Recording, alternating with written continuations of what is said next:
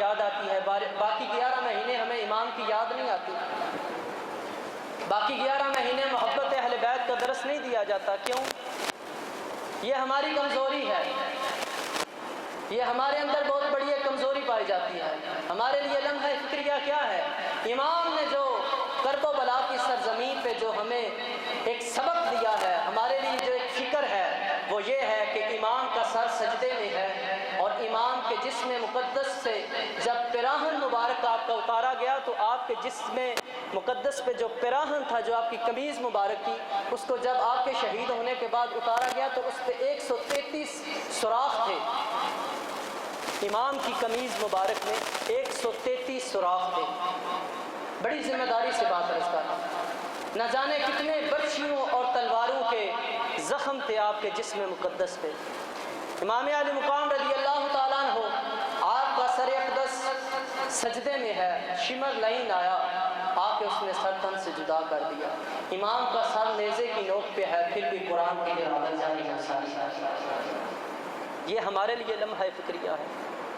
امام کا سر سجدے میں ہے، حالت نماز میں ہے، اپنا کنبہ قربان کر دیا، 6 ماہ کا علی اصغر بھی قربان کر دیا، جوان بیٹا 18 سالہ علی اکبر بھی قربان کر دیا، اپنا بھائی غازی عباس بھی قربان کر دیا، ابو بکر بن علی بھی قربان ہو گئے، عثمان بن علی بھی قربان ہو گئے، عمر بن علی بھی قربان ہو گئے.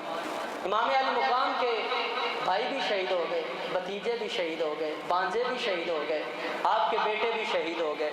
لیکن ہمیں سبق کیا ملا اس سے؟ آج ہمارے معاشرے کے اندر واقعہ کربلا کو ایسے بیان کیا جاتا ہے، یقین کریں افسوس اتنا ہوتا ہے. ہماری قوم کو، ہمارے بچوں کو، ہمارے نوجوانوں کو، ہمارے بزرگوں کو، ان مسلمانوں کو کمزور اور بزدل کر دیا گیا ہے. واقعہ کربلا سنایا، 2 آنسو آئے آنکھوں میں، بس بات ختم. بھائی سوچنے کی بات ہے.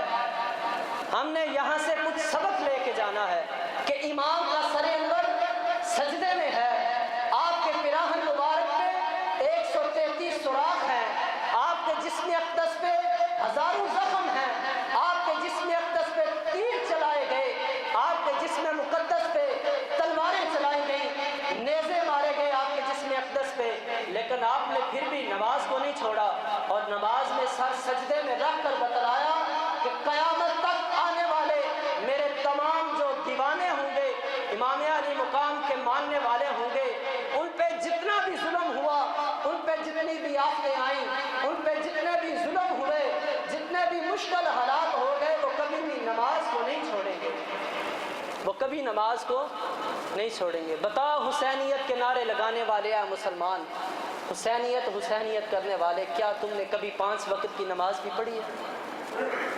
بتا اپنے گریبان میں جان کر دیکھ اور سوچ کہ تجھے کتنے دن ہو گئے ہیں قرآن کو کھولے ہوئے، کتنے دن ہو گئے ہیں تجھے قرآن پاک کی تلاوت کیے ہوئے، کتنے دن ہو گئے ہیں تجھے نماز پڑھے ہوئے. ہر بندہ، میں کسی سے ہاتھ نہیں اٹھواتا، یہ آپ کے اور ہمارے لیے لمحہ فکریہ یہ ہے کہ ہم اپنے گریبانوں میں جھانکیں کہ کب ہم نے آخری نماز پڑھی تھی، کہ آج فجر کی نماز ہم نے پڑھی ہے. یار امام کی یاد میں تم اٹھ کھڑے ہوتے. کل 10 محرم الحرام کا دن ہے، سبیلیں بھی لگائیں، نیازیں بھی بانٹیں، جو جی میں آتا ہے امام کے نام کا صدقہ اور خیرات کریں، لوگوں کو کھلائیں بھی پلائیں بھی، لیکن خدارا شریعت کی حدوں کو پامال مت کرنا. شریعت کی حد کیا ہے؟ اللہ کا قانون کیا ہے؟ رسول اللہ صلی اللہ تعالیٰ علیہ وسلم آپ کا فرمان علی شان کیا ہے؟ آقا علیہ السلام فرماتے ہیں میری آنکھوں کی ٹھنڈک نماز میں ہے. اگر ہم نے نماز نہیں پڑھی تو بتاؤ ہم نے رسول اللہ کو راضی کر لیا ہے؟ ہم نے اپنے آقا و مولا کی آنکھوں کو ٹھنڈک پہنچائی ہے؟ بھائی تنہائی میں بیٹھ کے کبھی سوچنا ضرور، یہ اپنے اندر ایک فکر پیدا کرنا، یہ تدبر ضرور کرنا کہ کیا ہم شریعت کے قانون کے مطابق زندگی گزار رہے ہیں. افسوس، صدہا افسوس، ہمارے ملک پاکستان کے اندر ٹوٹل نظام سود پہ چل رہا ہے. پتہ ہے جو سود کھاتا ہے، جو کھلاتا ہے، جو سود کے قوانین کو نافذ کرتا ہے، ان کے لیے اللہ کے حبیب نے کیا فرمایا ہے؟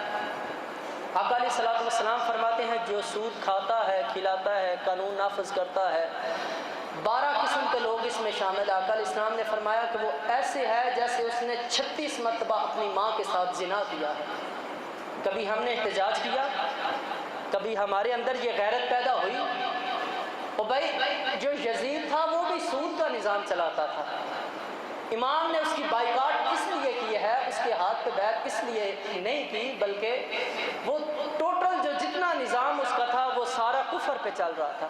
امام احمد بن حنبل رحمۃ اللہ تعالیٰ علیہ، آپ نے اس پر کفر کا فتویٰ لگایا ہے، اور دیگر ہمارے علماء اور مفتیان نے اس پر کفر کا فتویٰ لگایا، کیونکہ وہ سارے کام ہی کفریہ کیا کرتا تھا، اس کے سارے اعمال ہی کفر پہ مبنی تھے، وہ کفار کو خوش کرنے کے لیے سارے کام کرتا تھا۔ آج ہم کیا کرتے ہیں؟ ہمارے حکمران کیا کرتے ہیں؟ ہمارے وزیر و مشیر کیا کرتے ہیں؟ ہمارے ایم پی ایز اور ایم این ایز کیا کرتے ہیں؟ وہ بھی تو کفر کے نظام کو سپورٹ کرتے ہیں۔ سود کا نظام ملک پاکستان میں کس نے رائج کیا؟ کبھی ہم نے سوچا اس بارے میں؟ اور مسجدوں سے پچھلے دنوں، بلکہ کئی سال گزر گئے ہیں، مسجدوں سے سپیکر اتارے گئے، کیوں؟ ان میں اذان ہوتی ہے۔ مسجدوں کے تالے لگا دیے گئے لاہور کی سرزمین پہ، کیوں؟ کہ اس میں عاشقان رسول جو رسول اللہ کی ختم نبوت کا نعرہ لگاتے ہیں۔ یاد رکھنا بھائیو، آج جمعۃ المبارک کے اس موقع پہ میں آپ کو بہت بڑی مدلل بات عرض کرنے لگا ہوں کہ اس دور کے اندر سب سے بڑا جو فتنہ ہے وہ مرزیت کا فتنہ ہے۔ کون سا فتنہ ہے؟ مرزیت کا فتنہ ہے۔ اعلیٰ پوسٹوں پہ مرزئی بیٹھے ہوئے ہیں، ہمارے اسکولوں کے اداروں میں مرزئی بیٹھے ہوئے ہیں، وہ ٹیچر لگا دیے گئے ہیں، کیوں کہ وہ تعلیم دیں ہمارے بچوں کو۔ یہ جو ہماری نوجوان نسل یا یہ جو بچے ہیں، ان کے ذہن خراب کرنے کے لیے۔ اور حضور علیہ الصلوۃ والسلام، آپ کے دین کے ساتھ وفا تب ہوگی جب ہم حضور کے نظام اور نفاذ کی پاسداری کے لیے جب ہم نکلیں گے، جب ہم حضور کے نظام کے ساتھ کھڑے ہوں گے، جب ہم حسینیت کا نعرہ لگا کے امام علی مقام اور امام حسین رضی اللہ تعالیٰ عنہ آپ کا پیغام پوری دنیا میں پہنچائیں گے۔ آپ کا پیغام کیا تھا؟ آپ کا پیغام یہی تھا کہ شریعت مصطفیٰ کی پاسداری کرنا، شریعت مصطفیٰ کی حدوں کو نہ توڑنا، یہ پیغام امام حسین رضی اللہ تعالیٰ عنہ ہے۔ اور علامہ اجمیری رحمۃ اللہ تعالیٰ علیہ، خواجہ اجمیری نے کمال کر دیا، فرماتے ہیں شاہ است حسین، بادشاہ است حسین، دین است حسین، دین پناہ است حسین، سر داد نہ داد، سر داد نہ داد، دست در دست یزید، حقہ کے بنائے لا الہ است حسین، حقہ کے بنائے لا الہ است حسین۔ قلندر لاہوری بولا، قلم توڑ کے رکھ دیا۔ آپ نے فرمایا قتل حسین اصل میں مرگ یزید ہے، قتل حسین اصل میں مرگ یزید ہے، اسلام زندہ ہوتا ہے ہر کربلا کے بعد۔ اللہ کریم سمجھ کی توفیق عطا فرمائے۔